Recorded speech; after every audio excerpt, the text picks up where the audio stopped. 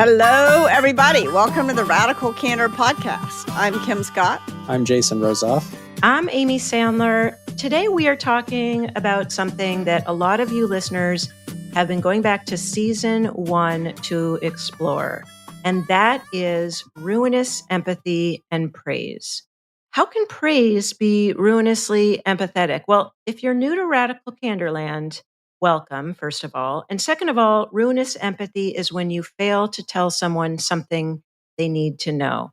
So when it comes to praise, this means you may just say something that you could say to your dog, like, good job. And Kim, you have said, even though we are all dog lovers on this podcast, if you can say it to a dog, it's not really feedback. Tell us more. Well, people, it turns out they understand language better than dogs do. and they also they benefit more from specific and sincere details. And so when you're offering someone praise, you don't want it to be just a throwaway. There was someone who I worked with at Apple, and she would ask a question of people when we were teaching this class, managing at Apple. She would ask participants in the class to think about how much time they spent preparing to give criticism, and then to think about how much time they spent preparing to give praise. And it turned out that people spent a lot of time making sure they got the details right about criticism, but they didn't spend any time on praise. They just kind of gave oh, good job. And that wound up offering people praise either about the wrong thing, or praise about something they didn't really care about, or praise about something they hadn't even worked on, or even offering them praise about something where, in fact, they had done a bad job, which really can be very terrible. Kim, as you're talking about praise and criticism, can you just give us a clear definition in your mind of what exactly praise is versus criticism and why you framed it that way? I know we've talked about appreciation and gratitude versus praise. We'll put those episodes in the show notes, but what is your definition of praise to help us get started? I mean, praise is the good stuff. Like, there's the bad stuff and there's the good stuff, and you want to make sure you're noticing the good stuff and talking about the good stuff as much as or even more than you're focusing on the bad stuff. You want to focus on the good stuff. I realize good stuff is maybe not a super precise definition, but I find it actually kind of helpful. A lot of things are going right all the time. And when you're working with people, they're doing things that you appreciate. They're doing good things, and taking that extra beat to notice the things that are genuinely good is really important. And also, when you pretend things that are not good, when you pretend that the bad stuff is good or okay, you actually do a lot of damage. When we talked about this when I was at Apple, we would often start with an image of Hurricane Katrina and the aftermath of Hurricane Katrina, and then we would talk about how um, uh, uh, Bush said, Brownie's doing a heck of a job, and Brown said later that the worst thing that ever happened to him in his career was that praise, when it was so obvious he was not doing a good job. And so that's like a very specific example of why it's important to notice the good stuff and point out the good stuff, and not pretending the bad stuff is actually good or okay. And for folks who are wondering, just to be clear, this is the head of the Federal Emergency Management Agency, or FEMA, Mike Brown. Yes, under Mike President Brown, George who was Bush. often called Brownie, and who really his response was catastrophically bad, and I'm sure he was under a lot of stress, and I'm sure that Bush was just trying to be a good boss, but it did not do any good to say he was doing a good job when, in fact, he had done a disastrously bad job, and everybody knew it. Yeah, sort of more shameful it's hard to judge the intent of an action like that. If your boss praises you when you've done something bad, it can seem like passive aggressive. It can actually seem to be intentionally harmful. I know certainly that it would cross my mind, like, what is he getting at? You know what I'm saying? And my boss got up and was like, "Hey, this catastrophically terrible thing you did, great work Yeah. on that." Yeah. Yeah. I would be like, what Is he what is being the smart? Yeah. motivation for doing that? Yeah. That wasn't my my read was of the situation, but who knows, was that there was a reluctance to acknowledge how bad it was from the whole administration. And Oh, and that was I'm not saying your read is cruel. wrong either. Yeah. Yeah. Just to be very Yeah. clear. I'm just saying, like, I'm sort of suspicious of anything that seems like especially insincere praise. Yeah. And so, like, my mind would have immediately gone to the person who did that has some bad motive. So it wouldn't Yeah. have even worked as a way to reassure me. Yes. Yeah. I think that is a good point. I'm really curious, like, what guidance would you have for a leader if somebody on their team has messed up? Everyone knows there's been a big mistake. How would you recommend they be supportive publicly and privately? Like, what is the guidance that would have been more effective so that we didn't land in either ruinously empathetic praise or manipulatively insincere praise? What would you recommend had been done there? I mean, for just speaking for myself, I'll just say I would have been happy if my boss had said, "We haven't done nearly a good enough job in responding to this, and we're aware of that, but I Brownie has all of my support to Mhm. do a good job, and we're gonna we're gonna make sure that he has all the resources he needs in order to be successful. Like, I'm behind him 100%." Because I think it's hard, especially if you're in charge of something that isn't going well. It's very easy for, like, the pocket veto to start to be used by people who think they know better than you. And in a disaster like that, where it's so complex, that's even worse, right? You're likely to perpetuate harm if people feel like, oh, the leader of this task, even though it hasn't gone well so far, doesn't have the support of the, you know what I'm saying? Like, Yeah. doesn't have the full Mhm. throated support of the president in this case. It'd be very easy for the sort of like chain of command to break down, and for things to go even worse. So I think that would have been helpful to me to call me to the mat and say, "We haven't done nearly a good enough job, but you've got my support, and we're going to be giving the resources necessary to turn this ship around." I think that would have been a much better response to just acknowledge that this is not going well. What would have been actually a more supportive thing. Another thing, I mean, if I'm going to put myself in Brown's shoes, what I think I would have wanted my boss to do would be to give me an opportunity to stand up and to say, "Look, I am sorry. This has gone badly. People are suffering, and I know that." First of all. So for me to criticize myself rather Mhm. than having my boss kind of offer these what I would have wanted. And then my boss can say, I've got, I'm going to support these efforts. Like, but for me to say, I know this is going catastrophically bad. I know people are suffering. And here's what I'm going to do. Here's a couple of things I'm going to do to begin to fix this problem, I think is what I would have wanted to do. I think very often there was another incident, in my career where a leader launched a product and it did not work the way it was supposed to work. It was a very public thing.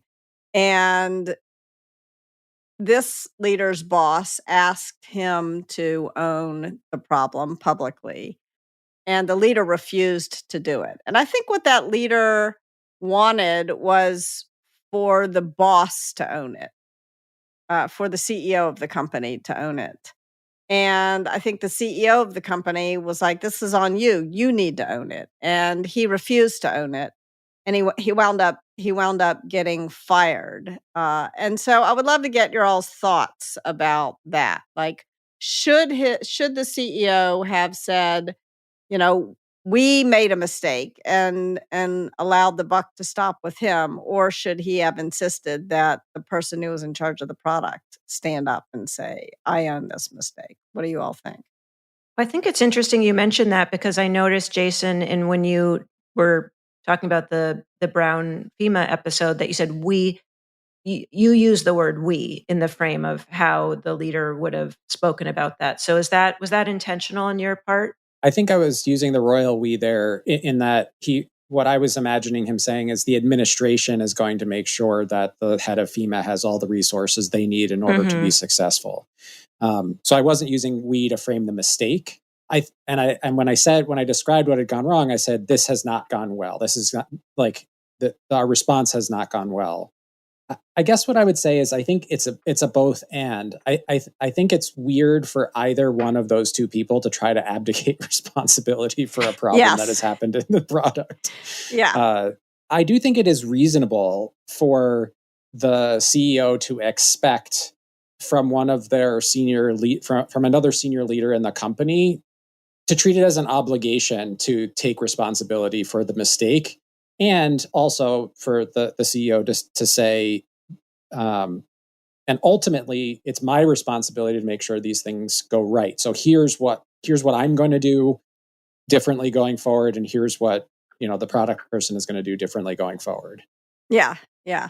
It also seems like there's the private conversation. We talk about private criticism and public praise. So I'm assuming there's also the private conversation, and then there's perhaps the unified front where both parties take responsibility. I mean, I agree with Jason. I see it as a both and I also, if I were in the role of the product person, it would be very helpful for me to have, like Jason did in the FEMA example, that my boss has their support. They know I'm going to do a great job, etc.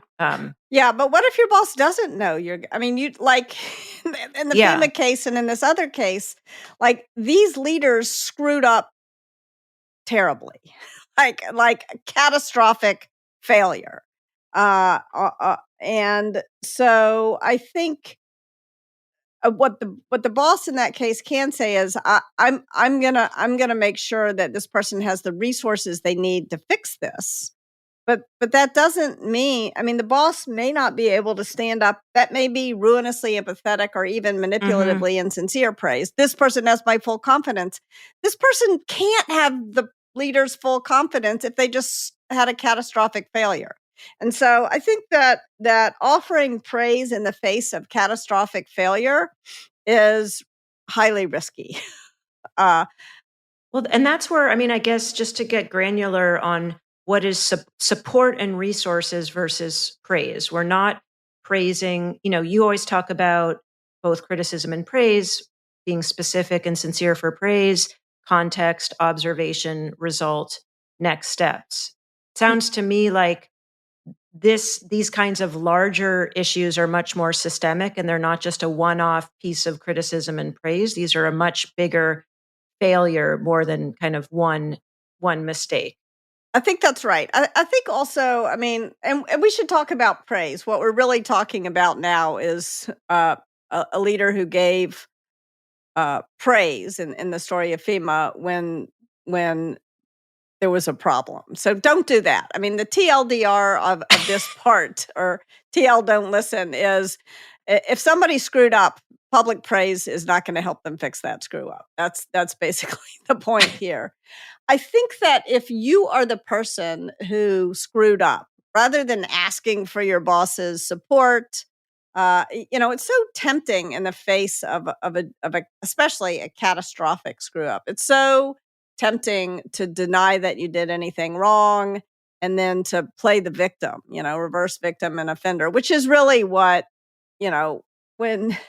when Brown said the worst thing that ever happened to him was George Bush's praise, like, how about the worst thing that ever happened to you was that you left so many people in such dire situations? So I think it's really important if you're the person, if you're going to put yourself in Brown's shoes, and we've all, maybe not had such public and catastrophic failures, but we've all had failures in our lives. I think the first thing is to be aware of what you did wrong, and then to acknowledge what you did wrong as publicly as possible. I think and then to accept the consequences and make amends, and then apologize for what you did wrong. That's what I call ACK, in radical respect if you if you have caused harm in some way, shape, or form. And I think that is not most people's instinct. Most people, when they have failed publicly and catastrophically in some way, tend to do what Jennifer Fried calls DARVO, deny, and then go on the attack, and then play the victim, reverse victim and offender. And so I think that and very often when somebody's doing that, they seem sad, you know? And so it's tempting to try to make everything better with praise. And that is ruinously empathetic praise. It does more harm than good.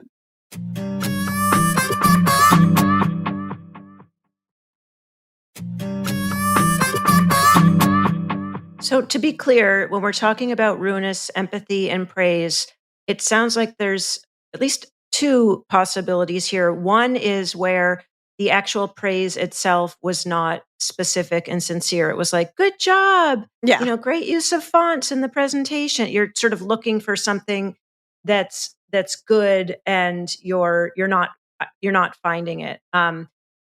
It also sounds like praise could also become manipulatively insincere when you're trying to say something, and maybe this was, we don't know the intentions in the FEMA case, but we're trying to be supportive and we're ignoring sort of the elephant in the room. And so we're dancing around it. So when we talk about ruinous empathy versus manipulative insincerity, for me, the biggest difference is about our own intentions. Am I not saying this because I don't want to hurt their feelings? Ruinous empathy. Am I not saying the thing because I'm more focused on myself, or I'm trying to game the system, et cetera? Manipulative insincerity. So maybe, Jason, I'll turn it over to you. Like, where does praise fit into ruinous empathy versus manipulative insincerity? How have you thought about that? Sorry, before I just I want to add something to what you just said, Amy, Yeah. because what we're talking about now, ruinous empathy and praise, is praise that is really criticism. So let's maybe when you answer Okay. the question, Jason, in fact, let's pause before we move on to manipulative insincerity, if you don't mind. Let's talk about ruinously empathetic praise that's maybe not such a dramatic example like heck of a job, Brownie, but the kind of ruinous empathy praise where you really are saying the thing because you care about the person and you want them to feel good, and it's just kind of a throwaway, like good job. Somebody gets finished doing a presentation that they've worked really hard on, and you want them to feel good, and you actually think it was good, and you go up and you say great job, and then you walk away. And that doesn't really quite do it. The only thing I have to add to that is I think that sometimes we think that saying something nice is just good. It's a good thing to do.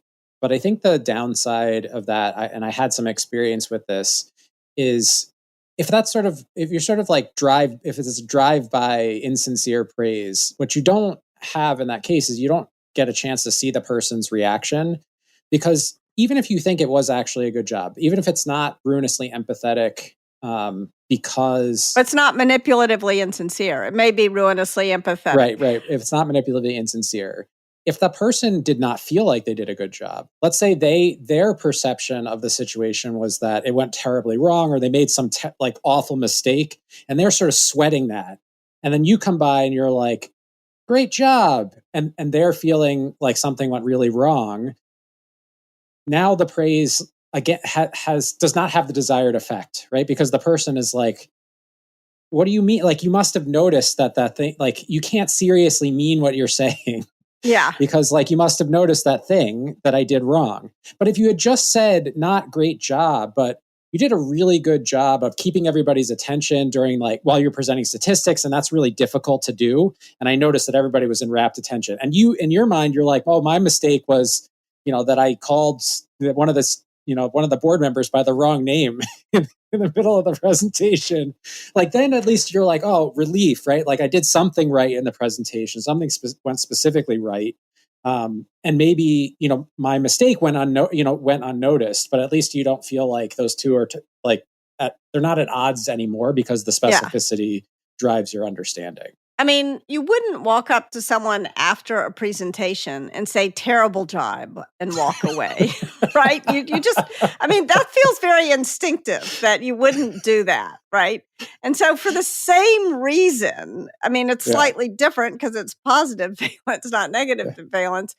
You wouldn't, it doesn't help someone to walk up to them and say, great job, and then walk away. But to say, I really loved the part in that presentation where you did this or that. That is that. So you want to be, your specificity will make your praise feel much more sincere. The vague praise tends to feel insincere. And specificity helps you avoid running afoul of the person feeling stressed about something and you not recognizing that, because like your reaction, the reaction that you get to like, you did a really good job with this part is not usually a thank you. It's sort of, there's like a reflection that happens after that. But like, what do you even say to great job? You know, like, thanks. Thanks. That is what you say, but it like doesn't, it's just like word salad, word floods, word cotton candy. It's not especially good for you. In fact, maybe it's even bad for you. Cotton candy. I think that's right. I think that's often how I feel about it when it's happened to me. The other thing that I was reflecting on is just like, it's useful to reflect on the purpose of praise, right? The purpose of praise is to help someone do more of a thing that they did well. And it's really is insufficient to the task just to say good job, because it's really hard to know what to do, like what actually to do more of in that situation. And I think like if we rewind to the beginning of this, like one of the reasons why people don't think ruinous empathy and praise can go together, I think belies the fact that people actually don't think that praise is all that useful. You know what I'm saying? Like, like the perception that somehow praise is not about development or accelerating someone's growth, or like the same reasons why we would criticize, because we want someone to develop, we want them to grow, we want them to get better. We should have the same motivation for giving praise. Yes. Yeah, exactly. It's not just a throwaway. All right. So now we should answer the question that Amy asked, which is, what's the difference between ruinously empathetic praise and manipulatively insincere praise? I mean, to my mind, you answered it really well already, but to restate what I think I heard you say is manipulatively insincere praise is praise, giving someone praise when you don't actually think they've done something good. You think they've done something wrong, and you offer them praise instead. And I think the hope is, and maybe this is what you were saying, your read of the FEMA situation was, sometimes you might hope to manipulate that person into feeling better by doing this. You know they feel bad, and you hope to manipulate them to feel better by offering them praise. But that so easily backfires. Absolutely. I mean, I would say for me, the classic example of manipulatively insincere praise is something that often gets, in fact, somebody I worked with once would tell this joke about a person who got sent to finishing school. And she got sent to finishing school because she tended to say F you. And that was offensive to people. And she learned at finishing school to say, oh, bless your heart. Or how nice, and so someone afterwards, after this finishing school, came up to them and to this person and started saying these horrible things to her, and she kept saying, how nice. And so don't like that when if you don't think it's nice, don't say how nice. And if you are thinking you jerk, don't say bless your heart. Because that is an example of manipulatively insincere praise. Or like another the kind of opposite example. I don't know if this is the opposite example, but when I first moved from New York to California, somebody sent me a cartoon, and it was a map of the United States. And there was someone in New York saying F you and thinking have a nice day. And someone in California saying have a nice day, but thinking F you. And I was like, oh gosh, like California seems very dangerous to me. Because I'd rather know what, if they're thinking F you, I'd rather know that they're thinking F you so I can address it. Yeah, it's sort of funny as you're saying that. I was thinking of there are in California. There's a highway that goes right down the coast. It's called the Pacific Coastal Highway, Route 1, and there's like no guardrails. Beautiful. Absolutely gorgeous, but there's no guardrails on this entire road. It's scary. And it feels like that it was like a metaphor for what you saw on that map, which is like, it's very dangerous and a little scary, but also kind of beautiful and wonderful in its own way. But it's not beautiful. I mean, I think Route 1 really is beautiful and wonderful, but this like people hiding from you what they're really thinking is scary. Yeah, that's not good. But I would also argue that the New York version isn't great either, which is I agree. When we don't say, when we're dishonest in our communication, when we're trying to hide how we really feel in our communication in some way, whether it's intentional or not, it makes things a lot harder than they have to be. I feel like a lot of my life can be summed up by, we made that a lot harder than it needed to be. Yes, that is true. It is. I do appreciate. When I go home to the South where I was raised, I do appreciate that people are really nice to each other in public, and because I was raised there, I often wonder whether they mean it, and that's tiring. So I think the more we can focus on the good stuff and genuinely mean it, the better. All right, Amy, did we answer your question? Sorry, I took us on a little bit of a detour there. Oh, well, I was not connected to the internet, so okay. I trust it was a lovely detour. So I am blissfully unaware. I think there's a couple things I want to make sure are clear that I understand, especially since I missed a few sentences. So thank you, Nick. First of all, that radically candid praise is specific and sincere. So praise that is not specific and sincere, like good job on the presentation, like somebody might mean good job, but it may land as manipulative insincerity if they feel like they didn't do a good job. That said, a lot of times people will be like, hey, that was great, and they really mean it. And so I think it's just important to name that might help someone feel good, but that's not the purpose of praise, which is to show them sort of what good looks like or why that was good. I just want to make sure that we're clear on that. And just to double click on that point, if you really mean it was good job and you say good job, that's an example of ruinously empathetic praise. If you actually think they did a terrible job and you say good job, that's an example of manipulatively insincere praise. And you say bless your heart. That is good job, bless your heart. I could tell you really tried on one example of that. One time. So as I've talked about before on this show, I'm obsessed with California wildflowers and just I love to spend time outside in the yard. And when the kids were very little, they were like 1, and I was just embarking on this journey. I had a yard that was just chock full of weeds, chock full of weeds, and I had invited these people from the California Native Plant Society to come by and give me some advice on how to start reducing the weeds and growing more California poppies. And I was sitting in the backyard with the 2 kids in my field of weeds, and I was kind of watching the kids and picking the weeds at the same time. And these 2 people came in and they were just horrified at the state of my backyard. You could see it on their faces.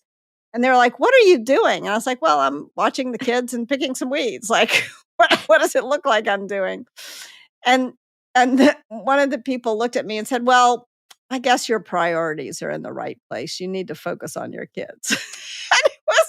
They were trying to pray. They were trying, but it was so mean. I would have rather said, gosh, this is a catastrophic field of weeds and it's going to be hard to get rid of. You're not gonna get it sitting there doing what you're doing, picking weeds, while you're watching your kids.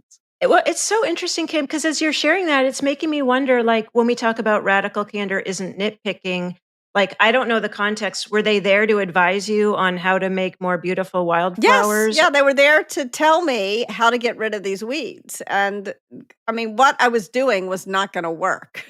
And that was what I needed to hear, actually. So somebody else came in and was like, you are boiling the ocean there, sitting there picking weeds while you So it was like they were praising your commitment to your kids, but missing the field of weeds, which was really the it was point so of, obvious what they were really thinking. Like, this is a shit show here. Like, and I would have much rather they just said, "Wow, this is really." We got a lot of work here. Are your kids ready to start weeding at age 1? Yeah, they were not. You're kind of wasting your time. So just rather than trying to find they were trying to be nice, which I appreciated, but it's not like when there's an obvious problem, like, it's not nice to like try to like help the person say. So what you're saying is bringing up a couple stories. First of all, I want to make sure we talk about our good friend Bob, because no episode would be a Radical Candor episode without coming back to Bob. Good old Bob. But when you talk about the origin story of Radical Candor and the guy in the street says, I can see you really love that dog. I can tell. Purple flag. Thank you. I can tell you really love that dog. That was how you've described they showed care personally for you. So, like, what would you have wanted the wildflower people to say to you to establish care? I think we are thrilled that you're committed to growing California poppies here, and it's clear there's a lot of work to be done, and we're here to help you do that work, to give you some advice. That's really clear. I had not invited them over to give me parenting advice. And so and it left me feeling like, oh my gosh, I can't be a good parent and grow poppies at the same time. And I wanted to do both, Oh, I mean, I find that story really touching, and it just shows how our worry about saying something or actually ends up causing even more harm, which is what you talk about, the peril of ruinous empathy. Yeah. I mean, I think it's great to try to get on the same side of the table with a person. But I like the guy that said, I can tell you really love your dog. Like, I can tell you really love your kids, but man, you got a lot of work to do in your yard, would have been for me much better than, well, your priorities are in the right place. It just left me feeling kind of hopeless about the task at hand. Yeah. So can we go back to Bob? Yes, let's do it. What about Bob? Bob, there was a lot of, this is good work, Bob. Good job, Bob. Yes. Would you call, so that was in fact ruinously empathetic. You've described that as ruinous empathy, but that was that ruinously empathetic praise, or was it really more manipulative insincerity when you reflect on it? So if we go back to the Bob story, and for those of you who've heard it, feel free to fast forward 30 seconds. And for those of you who haven't, I'll give the short version. Bob was he was introducing a lot of sloppy errors in his work. And I liked Bob. He was smart, charming, funny, and he was also kind of sensitive. And so I would say he would hand stuff into me. There was shame in his eyes. And I would say something to him along the lines of, oh, Bob, you're so smart. You're so awesome. This is a great start. Maybe you can make it just a little bit better. So I would, and I usually tell that story in the context of ruinous empathy, because I really did like Bob and I really didn't want to hurt his feelings, but I really did not think he was doing great work. But I was like, my intentions partly were good. I liked him and I didn't want to hurt his feelings. That's why I give that part of what was going on for me ruinous empathy. But if I'm honest with myself, there was also something more insidious going on, because Bob was popular and Bob was sensitive. And so there was part of me that was afraid if I told Bob in no uncertain terms that his work wasn't nearly good enough, that Bob would get upset and maybe he would even start to cry. And then everybody would think I was a big you know what. And that was the manipulative insincerity part of my praise. And these motivations often go hand in hand. Partly, I really did like Bob. I really didn't want to hurt his feelings. But also, partly, I was worried about my reputation as a leader. And I didn't want people to think I was mean. And that was not about Bob. That was about me. And that's why that was the manipulative insincerity part of that sort of feedback. I don't know what you would call it, fail with Bob. Both the praise was insincere and a little bit manipulative. And maybe you can make it just a little bit better was, not really, that was unclear criticism, which is not kind in the end. And the net result was that Bob, I wound up having to fire Bob. So I thought I was being so nice, not so nice after all. And it wasn't, it was bad for Bob. It was terrible for Bob, but it was bad for the whole team because they were frustrated because they weren't able to do their best work because he was turning his stuff in late and they were having to spend so much time redoing his work. And so they were getting more and more frustrated. It was bad for their relationship with Bob. And it was bad for our results. We didn't get stuff done. And so that is, a lesson in the story of the dangers of ruinously empathetic praise / manipulatively insincere praise, and the failure to deliver the kind, clear criticism. Jason, anything more to add on manipulative insincerity and praise? I just want to say that if you look into your heart, everybody can find an example of a time that they behaved like you for their version of Bob. So maybe some tips that can help you avoid falling into that trap. One quick tip I would love to hear. What do you say to people who feel like, I just don't have time to think about everything that went so well, like why that presentation was good? Can I just send them a quick Slack and say, hey, Kim, I really liked your radical candor talk. It made me think.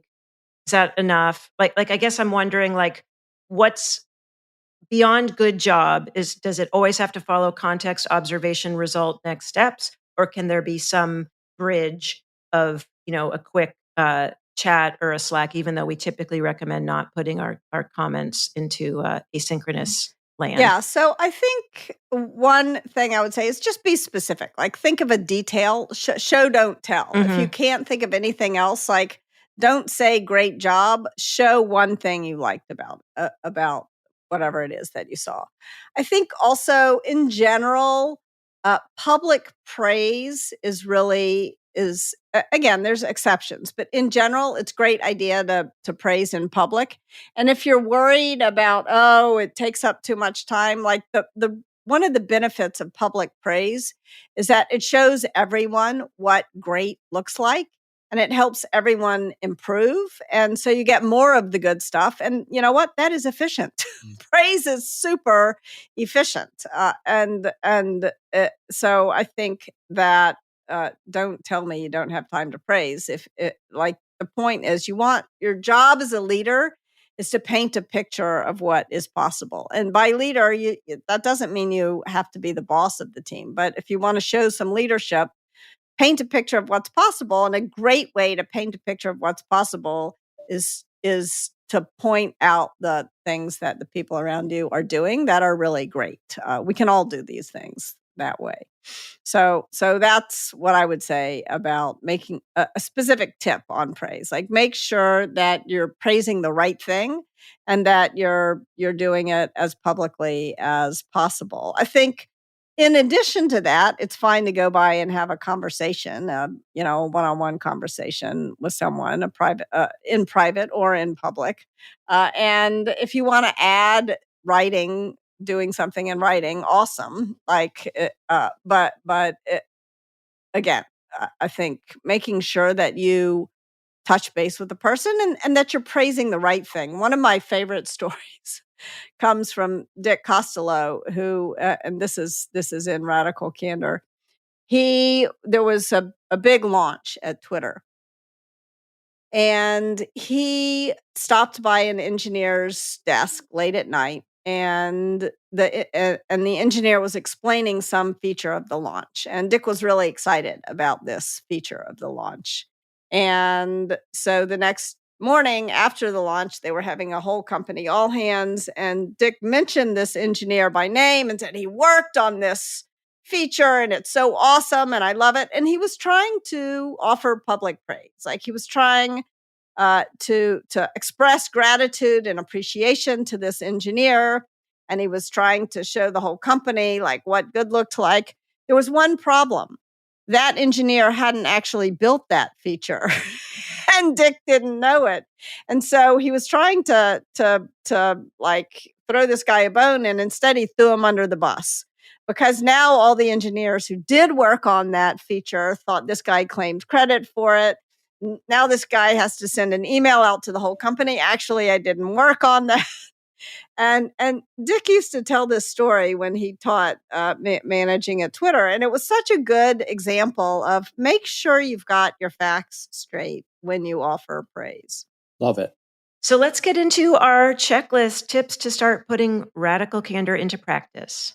All right. Tip number 1, make sure your praise is specific and sincere. Get your facts right, and that you spend time getting those details right so that people know what they did right and why it was good so they can repeat their success in the future.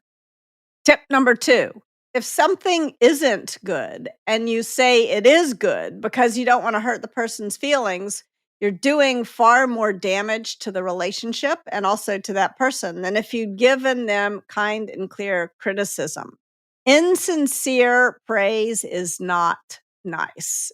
If people don't know what didn't work and why, they can't apply that learning next time. And whether you intend it or not, you're setting them up to fail. As my son's baseball coach says, can't do right if you don't know what you're doing wrong. Tip number 3, focus on the good stuff. The purpose of praise is to show the person what to do more of so they can repeat the success. It's not so much about making them feel good. It's about showing them what's possible and showing the team what's possible. You can think about praise is like putting your foot on the accelerator, and criticism is like putting your foot on the brake. If you don't mean it, don't say it. For more tips, check out our YouTube channel, where you can not only listen to this podcast, but also watch dozens of other Radical Candor videos. To read the show notes for this episode, head to radicalcandor.com/podcast. Praise in public, criticize in private. If you like what you hear, please rate and review us wherever you listen to your podcasts. If you have criticism for us, email it to podcast@radicalcandor.com.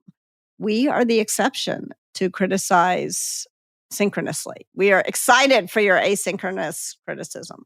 Take care, everybody. Bye for now. The Radical Candor podcast is based on the book Radical Candor, Be a Kick-Ass Boss Without Losing Your Humanity by Kim Scott.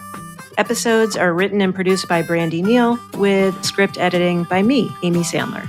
The show features Radical Candor co-founders Kim Scott and Jason Rosoff and is hosted by me, still Amy Sandler. Nick Carissimi is our audio engineer. The Radical Candor podcast theme music was composed by Cliff Goldmacher. Follow us on LinkedIn, Radical Candor the company, and visit us at radicalcandor.com.